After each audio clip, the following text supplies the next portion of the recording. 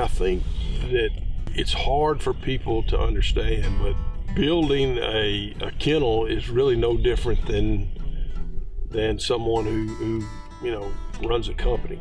And when you've got a group of talented people who truly are passionate about what they're doing, you're going to have great success.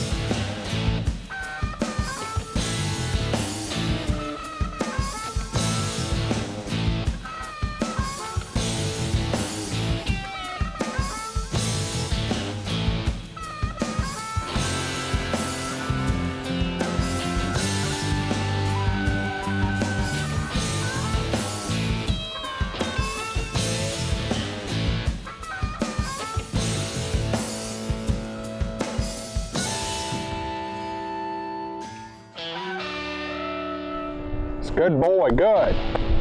All right, here. Atta boy. What a dog, what a dog, good boy. All right, here.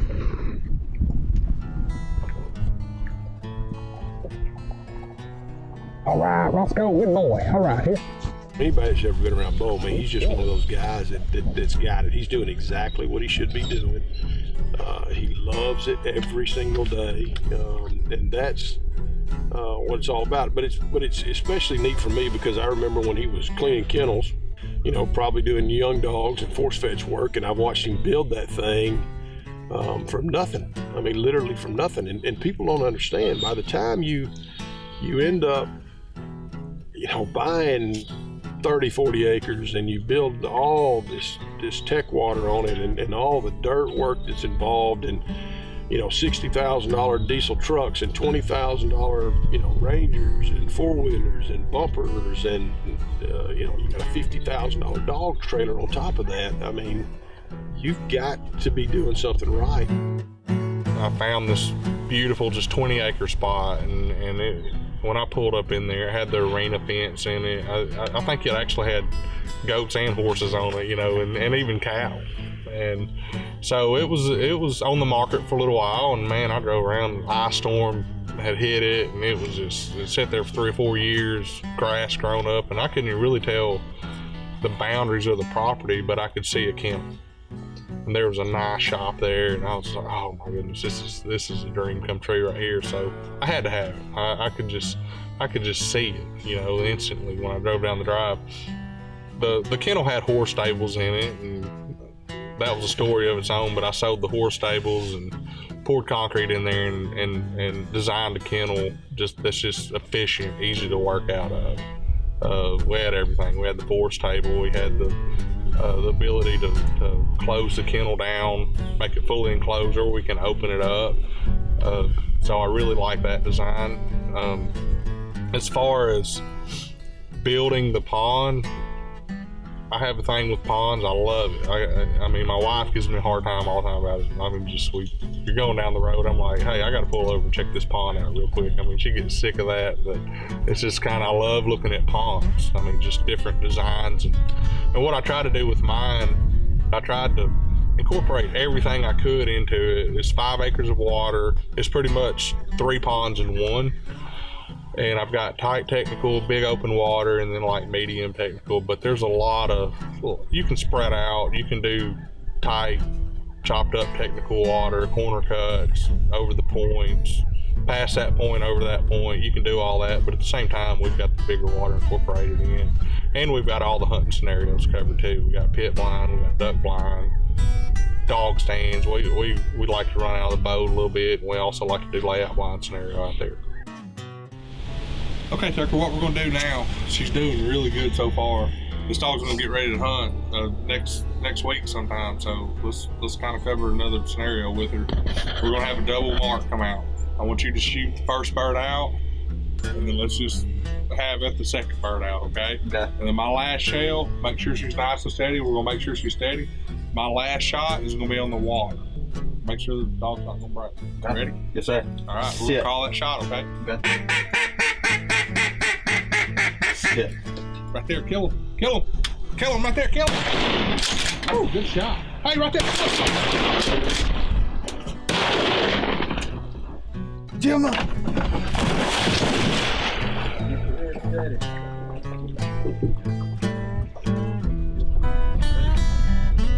That dog, Jimmy. Good.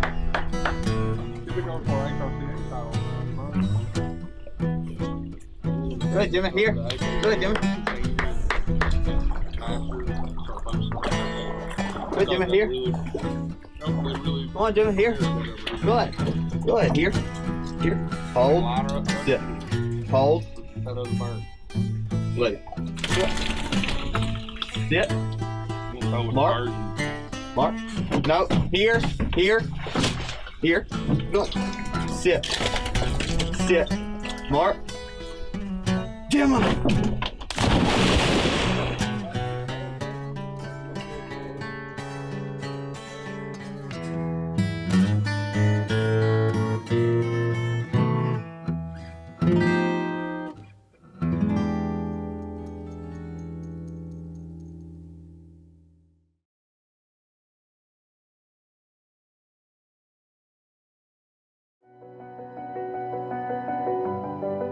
Really to restore the natural hydrology of the property, the water movement, because everything changed when the ship channels were dug in this area. You know, my goal is this place for, you know, my grandkids, great-grandkids to have this place and to enjoy it as much as I enjoy it.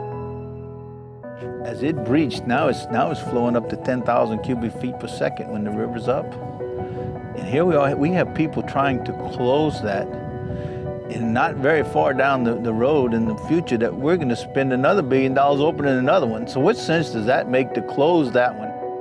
There's been that much change in the ecosystem here that we can look back 5 years and we know that the marsh is so much different now than it was then. Our good old days aren't 30 or 40 years long anymore.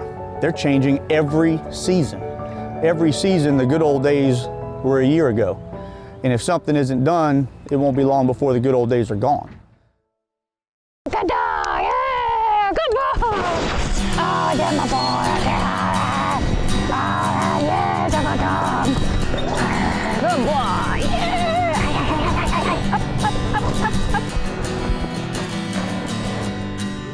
Molly is very passionate about her job. And I had a feeling about Molly, you know, whenever we met, pretty much she was a dog client. You know, they came out, they would do their monthly visits and watch the dog run, and we would visit for a little bit and they would leave. As time went on, we got to know each other, we kind of got to be friends, and I just had a feeling, you know. I mean, in September, one of my helpers, he moved on to another job, you know, just moving on, and as you know, that's a pretty busy time of the year. You know, you got September, October, November coming up. I mean, you're training D-Day, you know. I mean, we're trying to get ready for duck season here, busy time of the year. And she just graduated college. I didn't have a helper, so I was just like, hey, why don't you come out here and just help get me to duck season? My dad wasn't a really big hunter growing up, so that wasn't really something that I did. But once I met my current boyfriend, he was a duck hunter, and he said, hey, would you be interested in going duck hunting with me? And I said, absolutely. It's always been something that I've been interested in doing, so to get into that part of the world that I had never been exposed to, it was great fun. He had a lab that he wanted to get trained, and he looked all over and he decided to go with Bo for the training, and that's how I met Bo. Good boy, come on, come on! I was in between finishing up my master's degree. I went and got my bachelor's degree at Oklahoma Baptist University, and Bo said, hey, would you know, have you ever thought about training dogs? Is that something that you would like? Is that something you'd be interested in? And I said, absolutely. That's something that I've always thought would be the coolest thing ever, because you get to be outside all the time. That's always been my passion, is the outdoors, and I wanted to be outside for my job. And I've always loved dogs. You know, it's hard not to love a dog. But he gave me that opportunity to come and work out here just as a bird boy, throw birds, rinse kennels, do all that basic intro work, you know, that everybody has to go through. After a while, I had the opportunity to start doing some obedience dogs. And I started doing that, started learning how to teach a dog how to sit, because I had no idea even how to teach a dog how to sit, much less how to fetch, how to hold, how to, you know, be steady on a mark. So I just kind of started learning those things a little bit at a time. And it was 3 years in September that I started working out here. And Ranger was kind of my guinea pig dog, I guess you'd say. He was the first dog that I taught obedience to. He was my first dog to force fetch. He was my first dog to do gun dog work with. He was my first Lantee dog. And he was kind of the one that we've been going through this process together. I gave it a try. I said, hey, if it doesn't work out, I can always go do, you know, something else with my degree. And it's working. Good boy. All right, good dog. Yeah, good boy. Oh, yeah, my boy. All right, yeah, it's a good dog. Good boy. Yeah. Tucker also, him and his dad, John Ward, they started out as clients. You know, John called me one day a few years back, and Tucker was actually still in high school, and we trained a chocolate female named Coco for him. It was my senior year of high school. I got a chocolate lab, and I told Dad I'd always wanted a lab. I'd always wanted a hunting dog. So when I got it, I was like, Dad, I want to send this dog to school and get it trained and have a dog that we can duck hunt with. He said, all right. So he talked to a guy that we go to the duck count with, and the guy had a real good dog. He said, Bo Brewer's a great dog trainer, you know, loves his dogs, treats them right. And Dad was like, well, that's the guy we want to go to. They'd come out and they would do their monthly visits, and we got to know each other, and just got a phone call from Tucker one day telling me he's going to move up there, and he said he'd be interested in coming and working. I told Bo I was coming to school up here, and he said, well, when you get up here, holler at me, and I may have some part-time work for you. I said, okay, I'd enjoy that, because I love the outdoors, love being out here, love working with dogs. It's just an awesome experience. So when I got here, I called him. I was like, hey, do you still need some part-time work? He said, yeah, I'd love for you to come out here and just mess around with dogs for a little bit and just see if you like it. And I came out here and fell in love with it, and I've just been out here ever since. It was a great move, I think, for both of us, because he seems to really enjoy it out there, and just a great kid, just hard worker. As soon as I got into duck hunting, my dad probably took me when I was 3 or 4. I don't know if you know where Kelso is. It's a small town down south, and he took me down there, and we just kind of walked around the woods and hunted, and I didn't care if we killed anything. I just enjoyed being down there, and I just loved getting out in the woods and just exploring, and I just grew a passion for that, and Dad's just always taking me every time he goes hunting, and then I just got to watching dogs work after a little while out there hunting, and I've got to where I love watching my dog hunt so much and just do the right things that I don't even care if we kill anything hardly anymore. Sit, sit. When you've got, you know, a group of talented people who truly are passionate about what they're doing, you're going to have great success, and I think that's kind of what's happening. I mean, when you look at Tucker, and you know, he's young and excited and loves to come to work, and he grew up in a scenario where everything in the whole world was about ducks and dogs, with his, you know, family being owners of War Eagle. And then you've got a deal where Molly comes in, who, you know, never has trained dogs, but she's grown up in an area that you know, there are a lot of dogs, and where hunting's prevalent, and she's got a knack. She's natural. I mean, she's got an ability that makes her special. I'd probably have to say the worst times around here is when it's 20-something degrees and you got to wash the kennels and get the poop out and all that. That's not the most fun part I've ever had out here. But I'd probably say the funnest part is just getting to work dogs out there in the pasture and just watching them hit marks that are 300 yards away. It's just really cool to watch.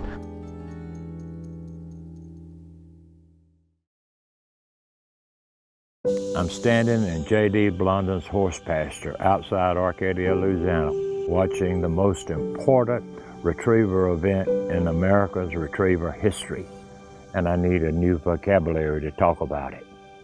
The article that Bill Tarrant wrote of Field and Stream about the first hunt test.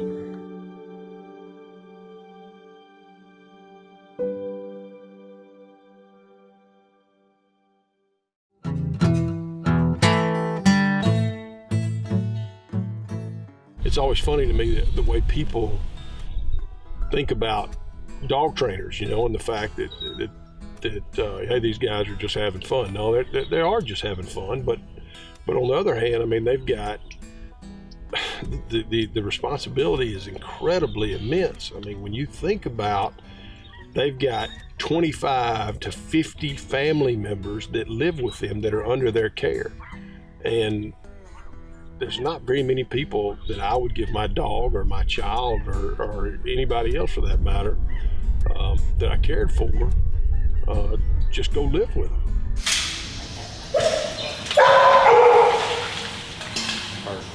You have to really change your personality as a handler when you're working a whole kennel full of dogs. I mean, one dog you might have to be a drill sergeant, one dog you might have to be more like a cheerleader, and the next dog you just might have to be a mind reader. I mean, heck, who knows? I mean, you just got to try different things. You got to come up with drills. You got to be a drill creator. If you go back to the classroom mentality, that's pretty much what it is. I mean, you've got other people's kids in your care, pretty much, especially in this day and age. I mean, these are family members. These just aren't dogs that stay in a pen and we get them out and take them hunting. You know, I mean, these dogs go to ball games. They go to family functions, backyard barbecues. And that's what we want. I mean, once a dog completes our training program, we want a dog that can handle all those different settings and scenarios. But yeah, most definitely. I mean, it's high stakes. I mean, it's a lot of responsibility, a lot to stay on top of, to the smallest degree. I mean, if there's a vet concern that pops up, I mean, you need to be on that phone right away, talking to the owner about it, and trying to come up with a solution to it. What a lot of people don't think of is the vet trips, something's gonna go wrong. You know, I mean, it's just like anything else in life. What we do for a living is we take care of something and work with something that's living and breathing every day. It's not just an object like a tractor or a truck or something like that. This is another living thing.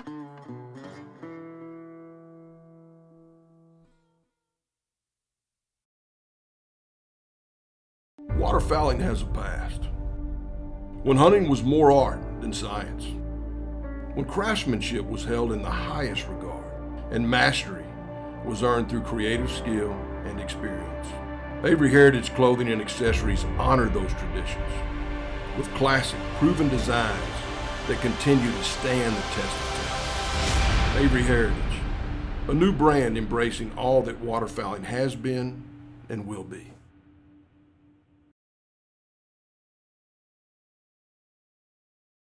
I'm Jason Morgan. I'm retired Staff Sergeant for the United States Air Force, and this is my service dog from Canine Companions, Rue. The great thing I really love about Canine Companions is they match their dog with a personality. So if you're more high energy and really do a lot of things, you get more of a high energy dog. If you're real laid back, you get more of a laid back dog. And so you go over there for 2 weeks, you live in their dorms, stay in their facilities, and you work with 3 or 4 dogs, and they actually pick the dog that works best for you. So it's a great process, and you know, they're just so good at picking out the perfect dog for you. It seems like almost every guy that I talk to, they say that they lost their purpose in life. They don't feel like anything they do is significant anymore, and I want to prove that that's wrong.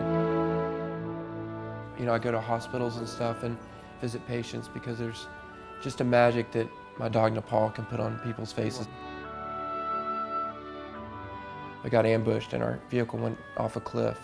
And because I was already halfway out of the vehicle, kind of protecting us from the rear where they're coming up, I immediately flipped out and the vehicle rolled over the top of me and crushed my back. And I had a lot of internal injuries, significant injuries and stuff, but that was the one that was permanent.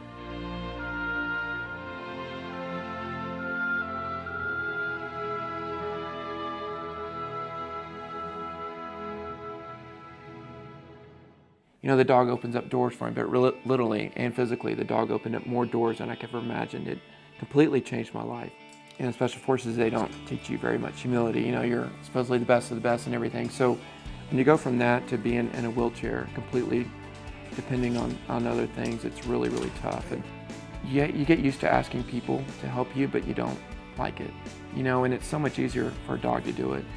Most guys will, like me, saying, oh, I'm too independent, I don't need a dog, I don't want to take a dog away from someone else. But, you know, they have dogs for everyone. And this is one of the biggest things that they could do for themselves is to get a service dog. They just help so much. They give you, you know, confidence when you're out. They give you independence, and they just give you a lot of love. So I'll never be without a service dog now. Right, Rue?